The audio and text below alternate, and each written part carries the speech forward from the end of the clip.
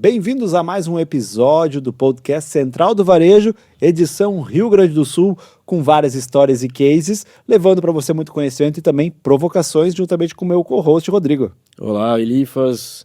Olá, Arcione. Olá, pessoal que está ouvindo a gente aqui e assistindo a gente aqui pelo podcast. Hoje a gente vai falar um pouquinho sobre a Elevato. Solta a vinheta.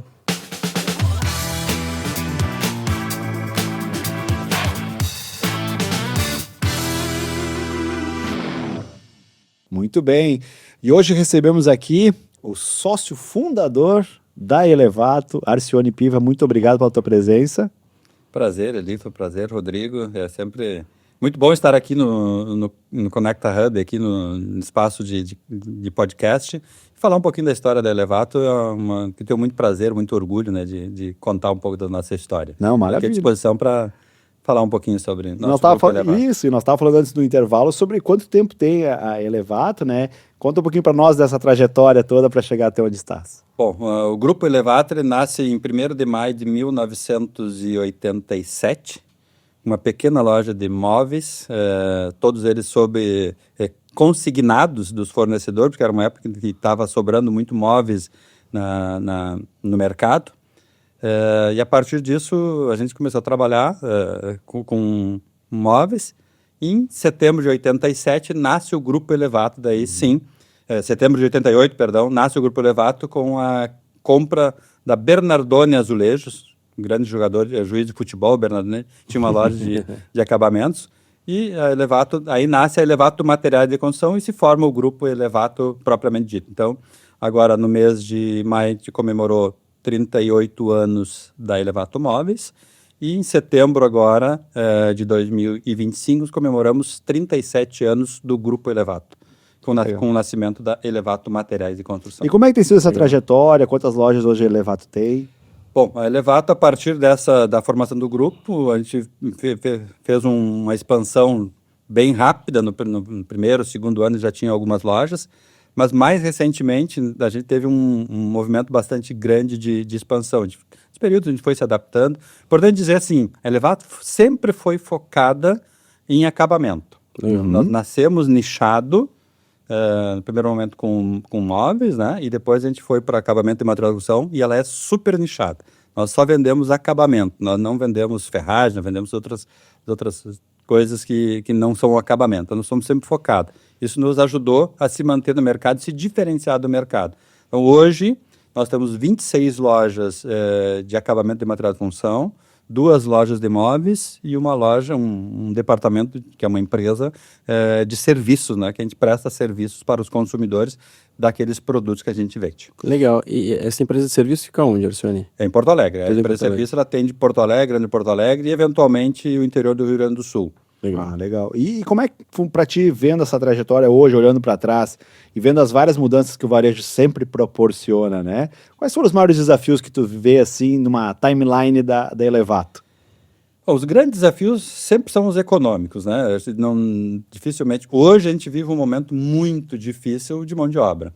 A gente já teve lá em 2014 também alguns problemas de mão de obra, quando o mercado estava assim, bem com alta expansão, e hoje a gente, já nos últimos 2, 3 anos, a gente tem uma dificuldade muito grande de mão de obra. Pós-pandemia, essa grande dificuldade, mas se pegar como história da Elevato, história do nosso varejo, os problemas econômicos, né, a insegurança econômica e até a insegurança jurídica também, que dá para acrescentar a insegurança jurídica, é o que mais nos preocupa no dia a dia como empresário, como gestor de uma rede de lojas. Hoje a Elevato, ela compra o produto, ela produz, como é que é o modelo de negócio? Bom, nós somos revendedores, né? Nós temos parceria com os principais fornecedores do Brasil de acabamento de material de construção. Também somos importadores, nós importamos direto. Legal. A Elevato importa a Elevato Materiais nasceu em 30 de setembro de 87, já em 89 nós já fizemos a primeira, 88, perdão, ela nasceu, 30 de setembro de 88, é tanto número que a gente vai se fazendo, né? É que 37, 87, 88, então em 89, menos de um ano depois do nascimento da Elevato Acabamentos, a gente já começou a importar produtos. Desde lá a gente continua importando, já importou da Itália, da Alemanha, Estados Unidos, do Uruguai, da Argentina, e mais recentemente a gente tem importado, nos últimos 20 anos aí, mais da Ásia, né? Especialmente da China. Que legal. É o grande fornecedor nosso. Nós temos hoje um hall de marcas que a gente vende com exclusividade. Basicamente são as que nós importamos com marcas próprias nossas, né? Nós não produzimos, mas importamos com marcas próprias. Esse tem nos dado diferenciado no mercado. A gente tem trabalhado muito nesse sentido de, além de trabalhar com as principais marcas brasileiras, nas marcas que a gente importa, a gente coloca uma marca nossa e ela é exclusiva. Isso ajuda também no markup e na Com rentabilidade, certeza. né? A gente vende hoje os produtos de marca própria com um markup maior do que dos nossos produtos nacionais. De prateleira. prateleira. É legal, a gente estava conversando um pouco disso, eu acho que é por isso que a empresa está há tanto tempo no mercado, né? Ela consegue equilibrar, né, um volume, obviamente, com os parceiros revendedores e consegue também ter rentabilidade. Aí a gente estava falando aqui, lá atrás, assim, a gente tinha o desafio da inflação, depois o desafio da renda. Hoje o maior desafio é a questão da insegurança, é isso mesmo? Hoje o maior desafio, na verdade, é a mão de obra. É a mão de obra, sim. A insegurança, ela faz parte, mas daí não é só para nós, né? A mão de obra também não é só para nós, né? Mas assim, hoje o maior problema, nós temos hoje lá em torno de 40, 50 vagas, a Elevato tem 40, 50 vagas abertas e não consegue preencher. A gente precisaria ter mais gente trabalhando e não tem. Tinha projeto para abrir algumas lojas esse ano, a gente não está conseguindo abrir loja porque não consegue mão de obra para tocar os negócios. A gente até deu uma segurada para tentar ver se isso melhora, né? A gente faz alguns programas de qualificação interna para ver se a gente desenvolve líderes para voltar a abrir novas lojas. E até puxando para essa parte que tu falaste que vocês são, né, bem nichados, bem especialistas, como é que tu vê isso nessa virada de chave? Porque às vezes nichar até também dá medo para o empreendedor, né? E na verdade para vocês fez vocês se diferenciar ainda mais e conseguir um mercado muito mais sólido para vocês. É consistente. Com certeza, o nicho, ser nichado nos dá primeiro maior conhecimento do segmento, maior conhecimento do produto, também do que a gente pode entregar para os consumidores. Isso nos fortalece. E quando a gente se nicha, a gente fica mais especializado. E quanto mais especializado, ainda mais hoje, com o advento de internet, de e-commerce, enfim, uma série de coisas, de ferramentas que o consumidor tem, se o nosso profissional não estiver bem informado, a gente teria mais dificuldade ainda de operacionalizar nossas operações. Então, estar nichado. Essa foi uma decisão lá em 1987, quando eu abri a loja de imóveis, já era nichado em algum nicho bem específico de imóveis. E quando a gente abriu a Elevato Materiais e Acabamentos, realmente a gente pensou, a gente olhou o mercado, o que tem no mercado? Tinha alguns, crescendo muito os home centers, né? Muitas ferragens, né, que vendiam de tudo um pouco. A gente foi para o mercado que na época não tinha tanta gente assim e continua não tendo tanta gente no mercado especializado. Hoje nós somos a principal rede de acabamentos do sul do Brasil, como rede, né? Exato. Especializado. E é legal que tu comenta porque se tu olhares lá para trás, né, não se falava muito na questão de acabamento, já vinha como um grande contexto. Sim. E agora tem cada vez mais se falado sobre isso, sobre a questão, né, das pessoas falarem da arquiteta especialista só na parte de decoração e tudo mais. Então, na verdade, tu já anteveu o processo, né? Naquela vez lá. E apostou também, né, Arcio? Apostamos. E acho que como a gente sempre foi validando ele durante o tempo, né? E ele sempre foi nos dando resultado positivo, não tinha por que a gente abrir mão, né? Até em alguns momentos a gente tentou fazer alguma... Assim, o mercado estava tão ruim, estava difícil para todo mundo, vou tentar dar uma expandida. E logo a gente voltou para trás e se fechou na especialidade, nossa especialização, que é o que a gente entende. E aí a gente fortalece isso através de parcerias com arquitetos, com decoradores, com engenheiros. Esse é o nosso papel, com construtoras, esse é o nosso papel.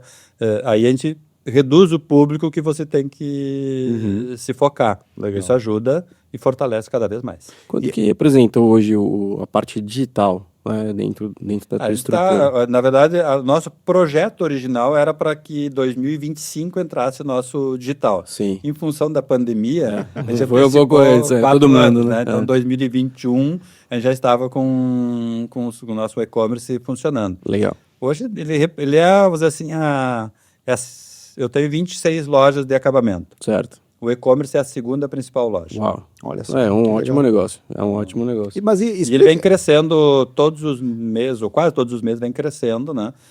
Embora a gente, no e-commerce tenha alguma, vamos dizer assim, alguma restrição. Logística, né? Logística, Principalmente, exatamente. né? O nosso grande problema é a logística, porque a gente vende produtos. Essa mesa aqui tem É isso que eu ia entrar. 2 metros É. aqui. Eu tenho porcelanato, a gente tem porcelanato lá de 2 por 1, de 1,5 por 3. Não é qualquer caminhão. Não vai, que não, transporte. ninguém leva. É. Não, ninguém leva. São entregas que tem que ser feitas por nós mesmo, por nossos caminhões. E aí eu não tenho como colocar um caminhão para sair de Porto Alegre e ou Amazonas, que a gente vende no mercado do Amazonas, ou para São Paulo mesmo. A gente até eventualmente faz alguns negócios de cerâmica para fora do estado, mas elas são de menor quantidade. Menor porque quantidade. são os produtos mais que pode ser transportado mais fácil, né? Mas ele vem crescendo, a gente vem expandindo isso aí de forma bem consistente e permanente, né? A partir da entrada do e-commerce. A gente tem parceria também com Marketplace. Claro, enfim, claro. Mas o nosso e-commerce ele vem... E até eu ia já aproveitar esse gancho que o Rodrigo trouxe aqui, porque, tipo, quando tu fala em acabamento, fala em peça, pô, mas uma empresa de acabamento vendendo no e-commerce, né? Isso mostra que o e-commerce ele tem uma oportunidade para todo tipo de varejo. Basta realmente você se segmentar e também olhar para isso como um negócio. Como tu falaste, achei muito boa essa frase. É a segunda loja que mais vende. Hoje né? é a segunda loja. Como é que vocês incrível. lidam com essa parte dentro do grupo? Ela tem um departamento especial para isso, tem uma estrutura? Como é que foi essa construção dessa parte? Sim, a gente começou testando lá em 2020 mesmo, a gente começou testando com os marketplaces, fazendo tudo manual, né? Entrando no site lá do marketplace, incluindo Cadastrando o produto. fotografia, descrição, tudo manualmente. Hoje já é tudo automático, mas isso foi uma construção, né? E aí a gente foi estruturando o departamento de e-commerce, né? Hoje ele tem uma estrutura, Legal. um gestor que cuida, toca, que faz toda a gestão e vários funcionários que estão ali vinculados ao departamento de e-commerce para dar uma atenção específica. A gente faz muito o trabalho de não só o cliente entra no site, quase todos, hoje tem algumas dificuldades falando da LGPD, mas a maioria dos clientes a gente faz contato de forma Tradicional, assim, para ver se ele não precisa mais de alguma coisa, se realmente é aquele produto Fazer que a opção de venda depois que, ou de repente... para evitar problemas de devolução de mercadoria. Ah, né? logística, Porque, perfeito. como vamos dizer assim, tem algumas coisas que o consumidor compra, lá, cerâmica ela tem problema de tonalidade, né? De partida. Cada produção, né, que a fábrica produz, ele tem uma tonalidade, uma bitola, são milímetros até, a tonalidade é muito pequena, mas nesse caso a gente faz ligação liga para todos os clientes que a gente consegue contato para identificar se realmente é aquilo que precisa. Às vezes a gente não faz a venda. E chega a mandar teste, alguma coisa assim, para eles testarem ou não? Quando precisa, sim. Ah, legal. Mas algumas vezes não vende, outras vezes a gente vende bem mais do que ele estava procurando. Porque às vezes ele precisa, né, precisa só a cerâmica. A gente vende a argamassa, vende o rejunte, vende o espaçador, vende outras peças que possam. Às vezes ele precisa de um aquecedor de água, ele precisa de várias outras coisas. Quando a gente faz o contato via WhatsApp, enfim, o chatbot, a gente acaba fortalecendo essa relação e melhorando Legal. a entrega que a gente faz para o consumidor. Ou seja, ele é um canal de venda, por isso que é a segunda loja, né? Então, É. ele é um canal de venda, Canal de venda. não é simplesmente o e-commerce, né? Não é simplesmente o e-commerce. Não é só o sitezinho lá. Tem lá, tá bonitinho. tudo lá. Durante a noite tá trabalhando, rodando, tá vendo pedido, mas de manhã cedo, na hora que a equipe chega para... Hoje não tem necessidade ainda de ter pessoas trabalhando 24 horas por dia Sim. para fazer esse trabalho, até porque dificilmente alguém atenderia um telefone lá meia-noite, 2 horas da manhã, mas no site ele vai estar podendo fazer lá, no caso dele, comprando, né? Então a gente faz esse contato para qualificar a venda. Legal. Através da Bom, venda. cara. E nessa jornada toda, né, de vários anos aí no mercado, né, construindo e consolidando o grupo, obviamente vocês fizeram muita propaganda também, né? E tem muitos casos interessantes da Elevato que tu contava em off pra gente, do quanto algumas propagandas de vocês fizeram tanto sucesso que até pediram para tirar do ar de tanta confusão que deu. Conta para nós essas causas, que essa é a boa do varejo, né? É por isso que o pessoal vê o podcast. Nós, na verdade, em Porto Alegre tinha uma situação muito inusitada. Era proibido material de construção fazer anúncio, lá quando a gente criou a Elevato em 1988, pela Associação dos Comerciantes de Material de Construção, era, assim, não era proibido, mas era sugerido não fazer anúncios promocionais. E nós começamos lá em 88 fazendo anúncios em aquelas, nos classificados do Correio do Povo, da Zero Hora, em aqueles jornais que tinham lá impressos na época, de 1 linha, 2 linhas, depois a gente começou a colocar em negrito. Ou seja, vendo o carro embaixo, compre piso e azulejo. Exatamente isso aí, exatamente. Foi assim que começou as primeiras propagandas. E teve uma propaganda que a gente fez quando o PC Farias tinha sido preso. Preso não, estava sendo acusado, né, de... enfim, toda aquela história do PC Farias. E a gente fez, se encontrarem o PC Farias até tal dia, a Elevato paga a última parcela do seu carnê. Na época era carnê. Na verdade, nem carnê, era cheque, né? Cheque prestado. A Elevato paga a última parcela. A gente fez lá numa quantidade de parcelas, que eu não me lembro quantas vezes, mas era 6, 7 vezes. E a última parcela a gente pagaria se ele fosse encontrado e fosse preso. Tinha uma condição lá. Não aconteceu no prazo, né?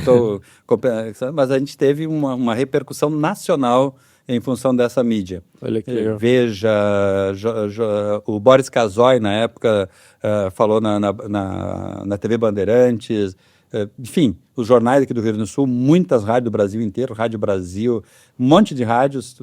Eu estava em férias e o Iri estava, era só eu e o Iri na época. O Iri não dava conta, ele me chamou de volta para ajudar a dar entrevistas, porque realmente foi uma condição assim, muito inusitada, né? E o que você comentou de tirar do ar foi em função da gente estar em 2006, quando o Internacional foi jogar o Campeonato Mundial no Japão. A gente apoiou uma emissora de rádio de Porto Alegre e como apoiador, né, da decisão do Mundial. Essa campanha. Da campanha. E a gente começou a receber muitas ligações de clientes que não comprariam mais de nós, porque eles eram do Grêmio, eram torcedores do Grêmio. E aí foi onde a gente teve que tomar a decisão de tirar a campanha do ar, mesmo antes dela terminar, para evitar constrangimentos com o cliente, ou perder clientes. Né? Isso é uma coisa... O Rio Grande do Sul tem essa polaridade muito forte, né? Forte. Eu sou gremista, sou colorado e... Ou então tu patrocina para os dois, ou se um só é complicado. A partir daquela, nunca mais patrocinamos nenhum dos dois. Não é patrocinar eles, na verdade, estava fazendo anúncio na rádio, né? Não era numa rádio. No acontecimento. No acontecimento. Mas é legal esse gancho, porque mostra o quanto o varejo sempre teve muita criatividade, né? Para fazer essas campanhas, e a Elevato teve sempre isso, essa ideia de fazer diferente. E eles viralizaram antes de existir rede social. Se fosse hoje, eu não sei se isso valeria para hoje, né? Hoje, politicamente correto é complicado. Não der certo, né? Mas realmente foi Hoje seria mais ou menos, se o Bolsonaro for preso, você paga a parcela, né? Então, aí teria que pagar. Mas é legal. Mas a gente fez uma segunda campanha também com a Copa do Mundo. Se o Brasil fosse campeão, a gente quitaria a última parcela. Tinha umas condições, né? Legal. Não poderia ter desconto, era o preço de tabela, enfim. E até nesse caso, o Brasil foi campeão. E a legal. gente, em 2002? daqueles clientes que optaram com aquela condição, a gente realmente cancelou o último pagamento. Então, teve o que não aconteceu e teve o que aconteceu. E foi em 2002 ou 94? 94. 94. Legal. E eu te pergunto, e dessa tendência que tu tinha da criatividade no varejo desde lá, vocês continuam fazendo isso hoje na Elevato? Como é que tem sido esse trabalho, né? Talvez até pelo digital, como é que vocês têm lidado com isso? A gente tenta ser criativo, né? A gente se acha criativo, mas cada vez fica mais difícil, né? De encontrar uma situação que viralize, né? Até por uma série de razões, né? Claro. Nesse estilo que a gente fez naquela época, hoje não caberia mais, né? Exato. A gente sempre investiu muito em mídia, né? Nosso maior investimento, embora não seja na TV, rádio, A gente trabalha muito hoje, o nosso maior investimento é no relacionamento com os Olha profissionais da área. Esse é nossa maior verba que nós temos hoje de Que é mídia. aquele que vai indicar você, isso? Exatamente. O especificador, né? Legal. Engenheiro, arquiteto, decorador, construtor, enfim, o que nos indica, e esse tem o nosso maior carinho e o nosso maior investimento das nossas mídias. Mas eu acho Com que também eventos, enfim, com todas as coisas. eu tô pensando aqui no comportamento de compra, né, Arcione? Eu fico pensando assim, no passado, assim, meu pai nunca usou arquiteto.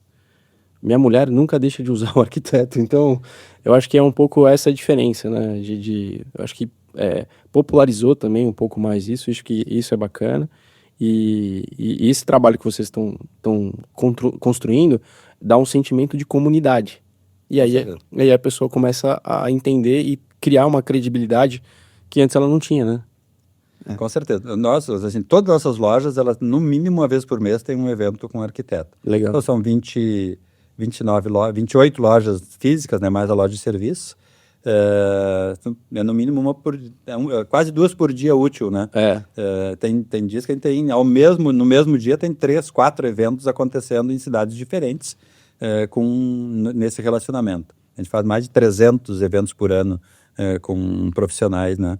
Em parceria com fornecedores, com o nosso recurso mesmo. Apresentando produto novo. Apresentando produto novo, algum lançamento, enfim, todas as mídias possíveis. Agora, em setembro, por exemplo, a gente tem um grande evento que a gente reúne em torno de 400 a 500 profissionais. Caramba. Num teatro, e a gente traz um palestrante internacional para falar de tendências.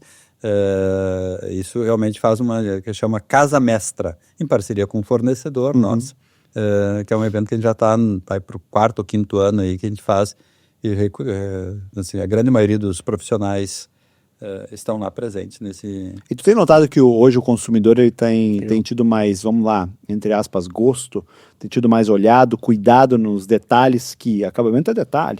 Como é que tu tem visto essa percepção, né? Que nem o Rodrigo falou, a esposa dele só usa arquiteto. Sim. Como é que tu tem visto esse caminho e também os próximos anos na tua visão? Cada consumidor tem um comportamento diferente, né? Nós, como Grupo Elevato, a gente incentiva muito a contratar. Agora, nesse mês de agosto, é o mês que a gente faz a campanha de incentivo ao consumidor contratar um profissional de decoração. Nós incentivamos. Como se fosse o mês das noivas, mas o mês da decoração. Mês do arquiteto. Do profissional, do design, do arquiteto, enfim, do profissional que indica, né? A gente faz essa campanha e a gente mostra isso aos 4 ventos. Legal. Né? Na nossa principal loja aqui em Porto Alegre, na Niro Peçanha, ficou por muito tempo lá na rua, lá de fora, um painel, contrate um profissional de arquitetura para acompanhar essa obra. E a gente faz isso hoje, a gente está fazendo isso muito nas mídias sociais, né? E internamente também, nossas equipes, todas elas, os vendedores, eles mandam mensagens para o arquiteto, sugerindo, né? Porque a gente vende produto de alta qualidade. Se o produto não ficar bem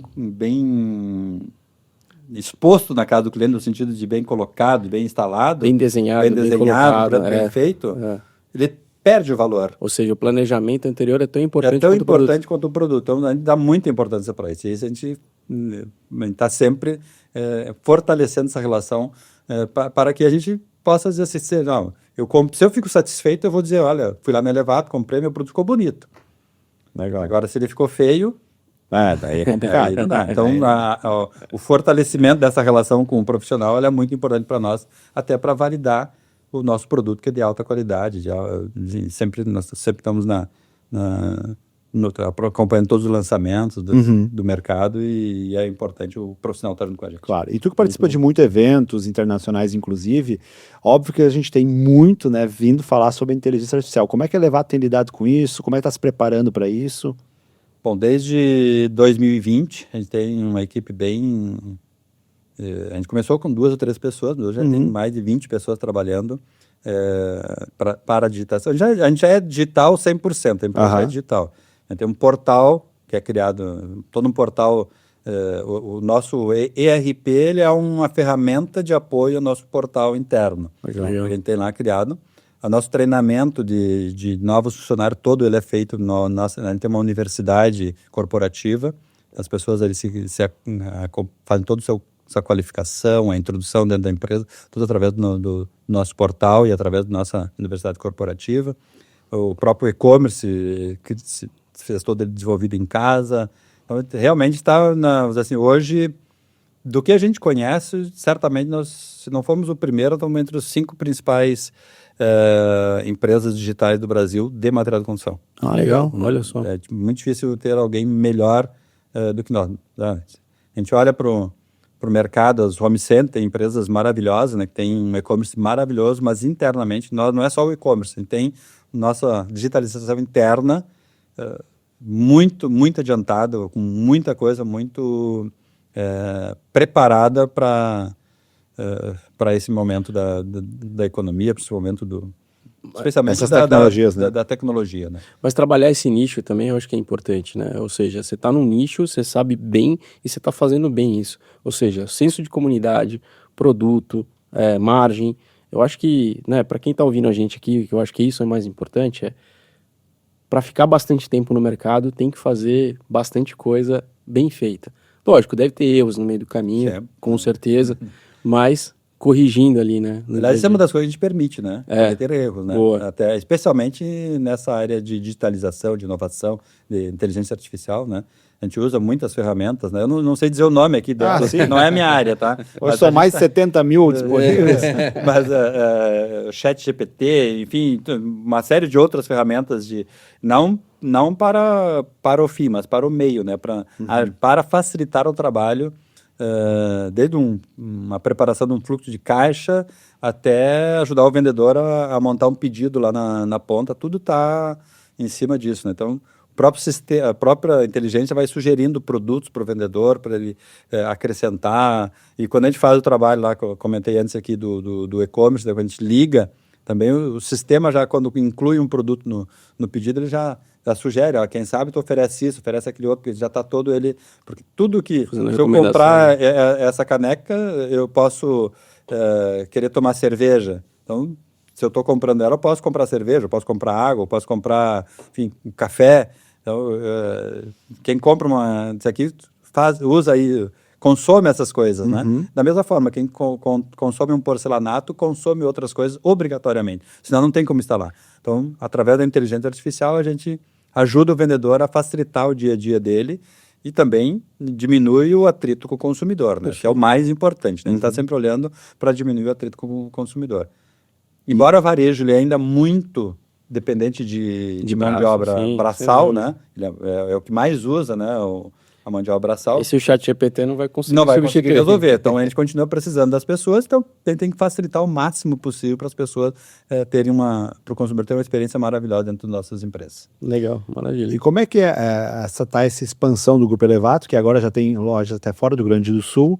Como é que tu vê isso, esse processo também de saída do estado, de ir para fora, levando o grupo? Como é que tem sido esse trabalho de vocês? Bom, a gente começou 3 anos atrás em Garopaba, Santa Catarina.